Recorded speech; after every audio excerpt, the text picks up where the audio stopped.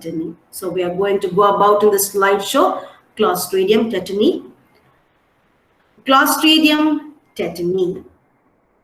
Actually, it's an organism that causes tetanus by liberating an exotoxin under anaerobic condition. So I repeat, Clostridium tetani causes tetanus by liberating exotoxin under anaerobic condition. Hippocrates and Aristaeus described tetanus, and Kitasato was the person who first isolated Clostridium tetani in pure culture. Regarding its habitat, it is ubiquitous in soil and is present in intestine of human beings and animals, and especially in hospital materials. So hospital materials will contain more of Clostridium tetani. I repeat the slide again. Clostridium tetani. Clostridium tetani causes tetanus by liberating exotoxin under anaerobic condition. Hippocrates and Aristaeus described tetanus, and Kitasato isolated Clostridium tetani in pure culture. And regarding its habitat, it is ubiquitous in nature and soil and is present in intestine of human beings and animals, and especially in hospital materials. Although all domestic animals are susceptible to tetanus, horses are more sensitive. Dogs and ruminants are very more resistant to the organism, and cats appear to be very resistant as well. Acute onset of hypertonia, painful muscular contraction, generalized muscle spasms usually occur in case of tetanus. I repeat, although all domestic animals are susceptible to tetanus, horses are more sensitive, dogs and ruminants are more resistant, cats appear to be very resistant. An acute onset of hypertonia, painful muscular contractions, generalized muscle spasms occurs in case if it is affected by tetanus. Regarding the morphology of Clostridium tetani, they are gram-positive rods. Size is around 4 to 8 micrometer into 0.5 micrometer. It occurs singly or at times found in chains. So the organism, if you see, it occurs most of the time singly and certain time in chains. It typically shows a drumstick appearance. So usually spores are bulging terminal spores resembling a tennis racket. So they are typical drumstick appearing microorganism group. They are non-capsulated and they are motile. I repeat the morphology of Clostridium tetani. Gram-positive rods, size 4 to 8 micrometer into 0.5 micrometer, occur singly most of the time or in chains certain times. They have drumstick appearance, spores which are bulging, and terminal spores giving it a typical tennis racket shape. They are non-capsulated organism, and of course they are motile. If you see into the right side picture, a picture depicting gram staining of Clostridium tetani. Regarding the cultural characteristic of the organism, they are obligatory anaerobic in nature, obligate anaerobes. Optimum temperature 37 degrees Celsius, pH 7.4, can grow in ordinary media, but growth is enhanced with the addition of serum or blood. I repeat, they are obligate anaerobe, optimum temperature 37 degrees Celsius, pH 7.4. They can grow in ordinary media. Growth is enhanced by serum. The surface colony doesn't occur separately and it appears as translucent colony or a fine film. If you look at the down picture, you can see well. Surface colony does not occur separately and is appeared as translucent colony or fine films. Growth on blood agar with advancing edges. So in blood agar plate, it will have growth with advancing edges, moving edges. First, they are alpha hemolytic in nature, followed to become beta hemolytic. So I repeat, grows on blood agar with advancing edges. First alpha hemolysis followed by beta hemolysis. In gelatin stab, it has a fir tree appearance. So in gelatin stab, of course, it will give you fir-tree appearance. Robertson cooked meat medium turns black and of course turbid. So the down picture gives you the Robertson cooked meat medium, which is turned black and turbid. In the left extreme, you have on blood agar, it produces fine film of growth. Swarming growth is usually seen because of its motility or motile nature. On fresh blood agar plate, it is hemolytic alpha first, followed by beta hemolysis. I repeat the slide again. Cultural characteristic: obligate anaerobe, optimum temperature 37 degrees Celsius, pH 7.4, can grow in ordinary media. Growth is enhanced by serum of blood. Surface colony doesn't occur separately and is appeared as translucent colony in fine films. Growth on blood agar with advancing edges, first alpha hemolysis followed by beta hemolysis. In gelatin stab, fir-tree appearance is seen, and Robertson cooked meat medium turns black and of course turbid. Now talking about the toxin that is produced by tetanus. You can term it as tetanotoxin or tetanitoxin. Both are right versions of the word. Tetanotoxin or tetanitoxin. There are two types of exotoxins that are produced. The first one we have is Tetanolysin, and the next one we have is Tetanospasmin. So Tetanolysin is non-spasmogenic, while Tetanospasmin is spasmogenic. Tetanus toxin spreads through tissue spaces into the lymphatic and vascular systems.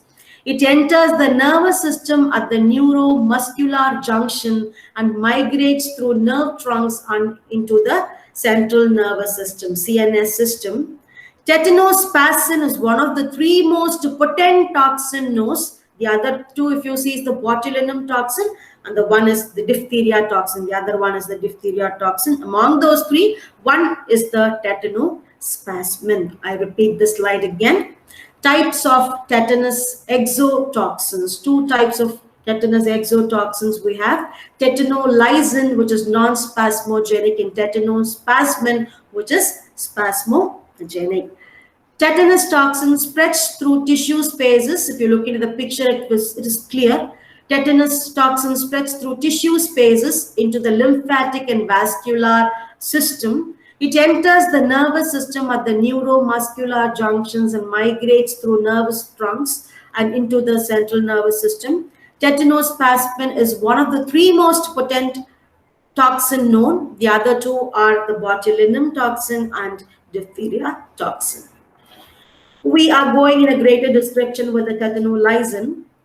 Tetanolysin is an oxygen-sensitive hemolysin similar to the streptolysin and the tetatoxin of Clostridium perfringens. So Clostridium perfringens produces a tetatoxin, and tetanolysin is similar to the toxin produced by Clostridium perfringens, which is oxygen-sensitive hemolysin in nature.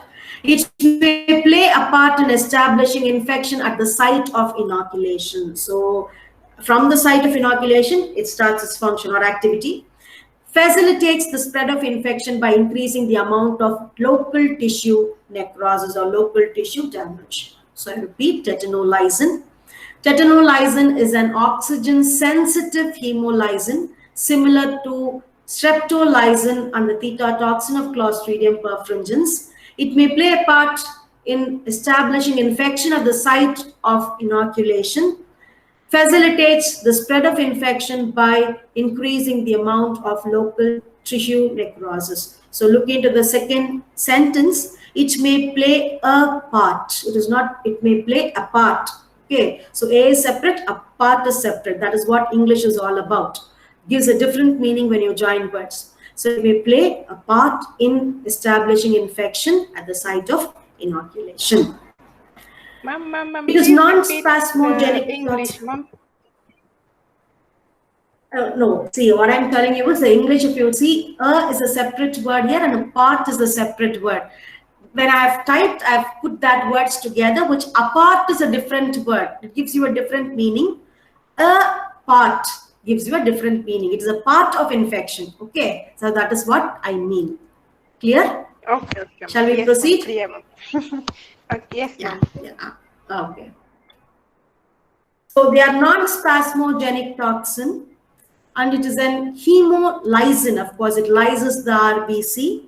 The molecular weight of the toxin is 15 kilodaltons, or 50,000 to 55,000 daltons. I repeat, tetanolysin, non-spasmogenic toxin. It is hemolysin in nature. The molecular weight of the toxin is of 50 kilodaltons, which is 50,000 to 55,000 daltons. The mechanism of action, if you see, it binds to membrane cholesterol and form pores in the cytoplasmic membrane. So the initial one, it is a wound infection. It starts from an open wound. So it binds to the membrane cholesterol and forms pores in the cytoplasmic membranes, causing permeability changes in cell membrane and other biological membranes, resulting in cell lysis. What you term it as cytolysis. So they are also called as cytolysins. Affect a variety of cells, including the erythrocytes, neutrophils, macrophages, fibroblasts, and of course, platelets. I repeat the mechanism of action. It binds to membrane cholesterol and forms pores in the cytoplasmic membranes, causing permeability changes in cell membrane and other biological membranes, resulting in cell lysis, where cytolysis occurs. So it is also referred to as cytolysins. Affect a variety of cells, including erythrocytes, neutrophils, macrophages, fibroblasts, and platelets. Talking about the tetanospasmin, they are spasmodic in nature. So tetanospasmin is one of the most potent toxins known to man, based purely on its weight. They are spasmogenic toxin. It is a very, very potent neurotoxin. It is abbreviated as TENT, tetanus neurotoxin. So that is an abbreviation given for tetanospasmin. The molecular weight is around 150 kilodaltons. It bears two chain, the heavy chain and the light chain. It is made up of two chain, the heavy chain and the light chain. Heavy chain is 100 kilodaltons, while the light chain is 50 kilodaltons, giving it a total of 150 kilodalton as its molecular weight. The estimated lethal dose equals only 2.5 nanogram per kg of body weight. So imagine how potent a toxin it is. Just 2.5 nanogram per kg will show you a typical effect of the symptom. The estimated lethal dose, the death dose, you see, is only 2.5 nanogram per kg of the body weight. It is transcribed from the TETx gene. So it is transcribed from the TETx gene that the organism bears or possesses. The TETx gene encoding this protein is located in a plasmid PE88 plasmid, which is given on your right extreme as a diagram. We need not go to that in detail. You just need to know there is a plasmid PE88 that produces the TETx gene, that has a TETx genes that produces, in fact, the tetanospasmin. I repeat the slide again. Tetanospasmin is one of the most potent toxins known to man, based purely on weight. They are spasmogenic toxin. It is a potent neurotoxin, which is abbreviated as TENT. The molecular weight is 150 kilodaltons, bears two chain, heavy chain and the light chain. Heavy chain is 100 kilodaltons, while light chain is 50 kilodaltons. The estimated lethal dose equals only 2.5 nanogram per kg body weight. It is transcribed from the TETx gene. The TETx gene encoding this protein is located on the PE88 plasmid in the organism Clostridium tetani. Regarding the mechanism of action, two major processes are involved. One is the transport from where to where. The next one is what action that it gives. So the action of TNT, tetanus neurotoxin, involves two major processes. The first one we have is the transport. Specific binding in the periphery neuron takes place. Retrograde axonal transport to the central nervous system. So it transfers itself to the central nervous system. Transcytosis from the axon into the inhibitory interneurons. So these are all typical medical terms. So all the three, if you see, this mechanism is seen as a mechanism of infection and herpes virus infection, rabies virus, as well as the tetanus toxin. So all these three, the herpes virus, rabies virus, and tetanus toxin, has the similar mechanism of action. So transport, specific binding in the periphery neuron, retrograde axonal transport to the central nervous system, and transcytosis from the axon into the inhibitory interneurons. Regarding its action, the temperature and pH mediated translocation of the light chain into the cytosol. So when there is fluctuation in temperature and pH, the translocation of the light chain takes place in the cytosol. Reduction of the disulfide bridges to thiols, severing the link between the light and the heavy chain. So breaking down the link between light and the heavy chain. And cleavage of synaptobrevin, which is a membrane protein by the light chain, takes place. So if you look into the down diagram, so down left, you have two chains, light and heavy chain. Light chain smaller in size, heavy chain bigger in size, which L chain has an L fragment, H chain has two fragments, that is B and C fragment, which is joined with bonds, disulfide bond, of course. So that is what it means. So the reduction of the disulfide bridges to thiols, severing the link between the light and heavy chain, takes place. On the next picture, if you see the tetanus toxin and spastic paralysis, how does it take? So Clostridium tetani, it produces Tetanospasmin, enters the CNS motor neuron where there is excitatory stimulation, excitatory transmitter is there, so it blocks the release of the inhibitor transmitter, thereby you go in with spasm, so or what you call as paralysis takes place. So that is what is the mechanism of action of Clostridium tetani. Toxicity of the organism depends on the route of administration. So if you intake or if the organism is entering via the oral route, they are easily destroyed because we have acid secretion and of course saliva secretion. So route of administration, example, inoculated through oral route, it can be easily destroyed. And experimental tetanus, if you see, we are having three types: local tetanus, ascending tetanus, and descending tetanus. Local tetanus is symptoms preliminarily seen in inoculated limbs. Wherever it is inoculated, you see there the symptom. That is why it is called as local tetanus. Ascending tetanus, spread of the toxin in the spinal cord and to opposite limbs ascendically. So you are ascending from the spread of infection. Toxin goes via the spinal cord to the opposite limbs. Descending tetanus is where the toxin inoculated in CNS, symptoms produced in the head muscles, then comes to neck, then comes spreads towards downward. That is why it is called as descending tetanus, from top to bottom, bottom to top. That is what it means. Okay, so experimental tetanus is of three types: local tetanus, ascending tetanus, and descending tetanus. So tetanus, if you see, how are acquired? Unhygienic practice and unsterile injections is responsible for tetanus for the first case.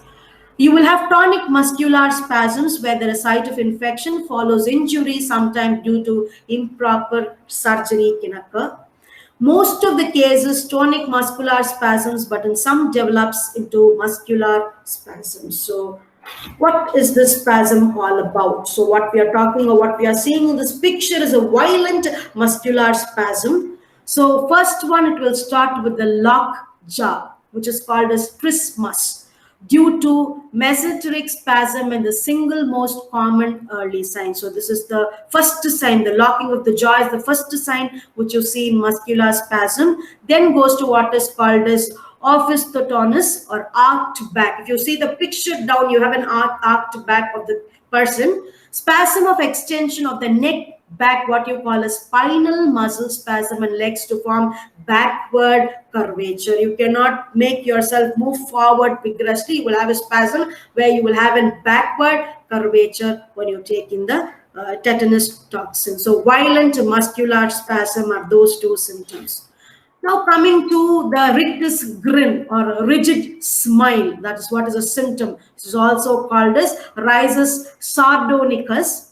The facial spasm produces a so-called sardonic smile, in which the eyebrow are raised with eyes closed and the lips are drawn backwards over clenched teeth. So if you see, they are not smiling. It is because of the tetanus. If you see, the skeptically humorous situation occurs for them. They are not literally smiling, they are suffering. That is the word we can very well use here.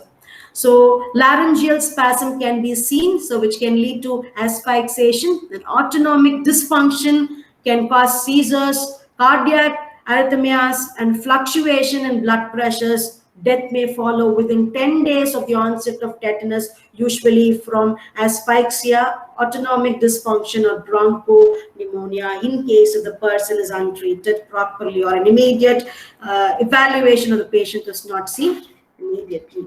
Now, coming to the incubation period, it is 6 to 12 days. The incubation period of the organism is 6 to 12 days, which depends on various factors, nature of wound, the dose, toxigenicity, etc.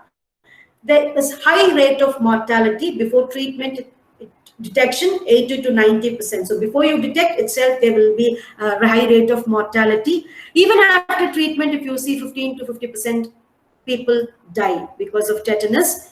Neonatal tetanus and trimers, if you see, it will have 70 to 100% fatality rate. Trismes and neonatal is from the mother who has tetanus and the baby who's suffering from tetanus. So that is a picture which is depicted there. It will have 70 to 100% fatality rate. Reason for tetanus, if you see, highly occurred in developing countries. Okay, so developing countries, non-hygienic nature. So highly occurred in developing countries because the soil is fertile and it is easily cultivable. Soil, the spores of tetanus disseminates wonderfully in soil. So since our soil is really fertile and cultivable, it has the chances of developing itself more. Low medical facility and of course less hygiene. They are the reason for tetanus. Regarding laboratory diagnosis of the organisms, samples collected as wound exudate or serum, microscopy, culture, toxigenicity testing in animal inoculation is carried on. Microscopy, gram staining gram-positive rods with bulging spores, giving it a drumstick appearance. If you look into the top picture on right, gram staining, one center, you have something called as gram-positive rod with a bulging spore. So drumstick appearance. Regarding the culture, blood agar plate, half plate with sample, another half plate with positive control to ensure the swarming growth of the organism. If you look into the down picture, you have the organism forming thin film. Regarding the Robertson's cooked meat medium RCM, blackening of the meat, and of course turbidity takes place. Toxigenicity testing. Blood agar plate, culture is inoculated, half plate with culture and antitoxin, and the other half plate without antitoxin. Based on zone, lysis of the blood takes place, what you call Naegler's reaction. So that will be seen in the later slide when we talk about perfringens. Okay, so Naegler's reaction is one. So animal inoculation technique, the 4 days old culture is inoculated into the tail of the mouse, test animals and control animals. So you will take 2 mouse, you will 2 mice, that is a plural form, mouse is singular form. Okay, so the 4 days old culture is inoculated into the tail of 2 mouse. You take the test animal and the control animal. Incubated for 2 to 3 days, test animal dies within 2 days with the typical symptom of spasm shown by Clostridium tetani. Regarding prophylaxis, active immunization, alum precipitated tetanus toxoid, TT, that is what we call. So alum precipitated tetanus toxoid given in combination with diphtheria toxoid and pertussis vaccine. So DPT vaccine is the term. Doses are 3.1 doses of 2 to 4 to 6 months of age. Booster doses recommended every 10 years. So we need to give booster doses every 10 years. Booster dose to pregnant women can be given to guard against neonatal tetanus. So booster doses is highly recommended for pregnant women to safeguard the baby from neonatal tetanus. Passive immunization, tetanus antitoxin to wounded persons without previous history of vaccination. 250 to 500 units of human serum or 1,500 to 5,000 units horse serum IMS intramuscular given protection for 2 to 4 weeks. So I repeat the prophylaxis. Alum precipitated tetanus toxide given in combination with diphtheria toxide and pertussis vaccine DPT. 3 intramuscular doses at 2, 4, and 6 months of age. Booster dose is recommended every 10 years. Booster dose to pregnant women can be given to guard against neonatal tetanus for 10 years. Okay, neonatal tetanus can be avoided in case if you give the booster dose to the pregnant woman. Passive immunization, the tetanus antitoxin to wounded person without previous history of vaccination. So the person should not have the history of vaccination previously. 250 to 500 units of human serum or 1,500 to 5,000 units of horse serum intramuscularly gives protection for 2 to 4 weeks. The drug of choice, the only drug of choice if you see is the penicillin and metronidazole. So common drug of choice of Clostridium tetani is penicillin.